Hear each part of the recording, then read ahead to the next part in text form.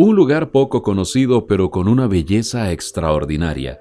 Las partes un poco más altas de las riberas de los ríos Naranjo y Savegre en Quepos. Acá grabamos un programa de pesca, camping y balsa con los amigos de Pro Rafting Costa Rica.